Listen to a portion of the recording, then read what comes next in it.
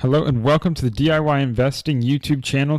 We're working through every company in the S&P 500, and today is Avery Dennison Corporation, ticker AVY. For the next 5 minutes, I'll discuss both my valuation of this company and my thoughts on its business quality. Let's dive right on in. First up is industry. This is in the containers and packaging industry, and let's learn a bit about through the business description. Manufactures and markets pressure-sensitive materials and products in the U.S., label and graphics materials segments, pressure-sensitive label and packaging materials, graphics reflective products. Let's see, home and personal care, beer, beverage. Let's see, design, manufacture, sells brand embellishments, graphic tickets. So it's in the packaging industry, so it's automotive, various markets, but working on packaging. We can see that they have 1 year of losses in the last 20 years. That was 2009, so maybe they have some recessionary risk. But otherwise, they have been profitable. 19 out of 20 is plenty. It's a reasonable amount of profitability across the years. Not a negative on that sense. Let's see. We have return on invested capital of about 12%. Gets down to 8.76% range. And it's steadily been growing since 2011 from 6% up to about the 17% range.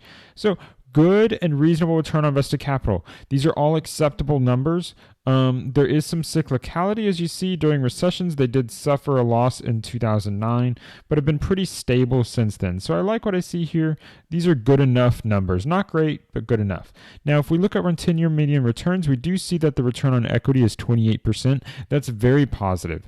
What you like to see is when you can boost return on invested capital from double-digit rates of around 10 to 15% to 15% plus for return on equity. We really like to see that. Now, P of 19.3 is a bit high. I would like to see it a bit lower in that 15 range because although these numbers are good, they're not exceptional, especially when we look at revenue.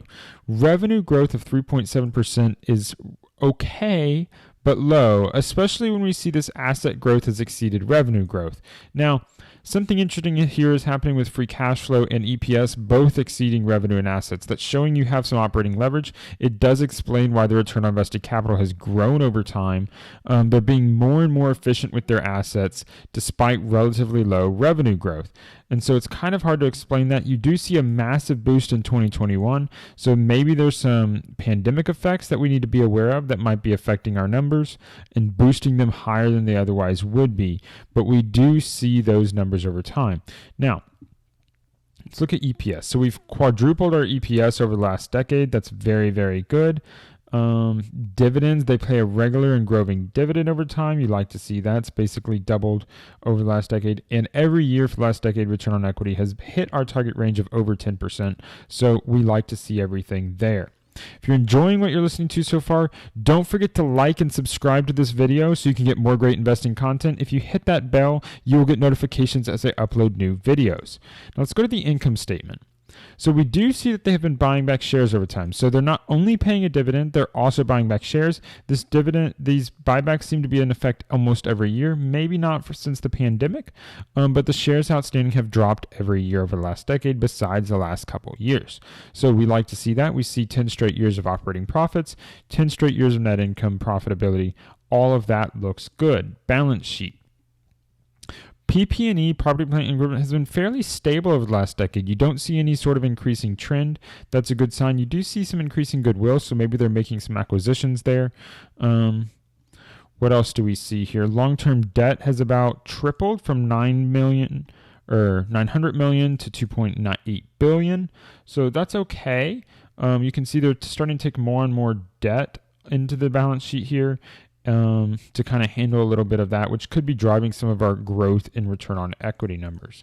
Now, if we go to the cash flow statement, we can see they also have 10 straight years of cash from operations being positive. They do have stock-based compensation of that $20 to $40 million range for stock-based compensation. But as we can see, every single year they are buying back share, and they've bought back more shares than they've issued each year, which has been very successful in lowering that share count over time. Now, cash paid for dividends has been historically less than the cash paid on share buybacks, but it looks like that's flipping a little bit.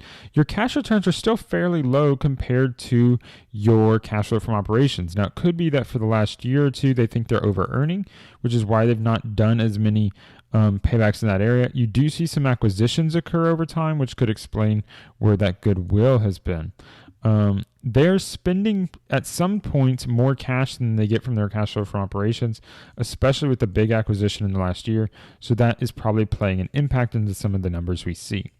So what do I think about this company? I think this company is reasonable. Nothing leaps out as being amazing here. The revenue growth is a little low for my taste. I'd like a little bit faster revenue growth, but it does appear to be a high quality company. You're earning the double-digit return on invested capital that you need to be successful. You have 19 years of profitability in the last 20. That's a 95% success rate. The valuation is reasonable, but I would like to get it with a PE below 15, maybe a PE in that 14 range to make sure that I can match up with my revenue growth. I don't like to plan for EPS growth much faster than revenue growth because although you can have temporary operating leverage can't continue on forever. It's just not possible. So it's best to plan on EPS growing at the rate of revenue growth. And this revenue growth is a little low. So for me, it won't go on my watch list. But if you're looking for a high quality company with low revenue growth, but massive recent operating leverage, then I think Avery Dennison could be an interesting play. That's ticker AVY. Thank you for listening. Please hit that subscribe button, like this video, so you can get more great investing content in the future. Thank you for listening. And until next time, stop paying fees, start building wealth.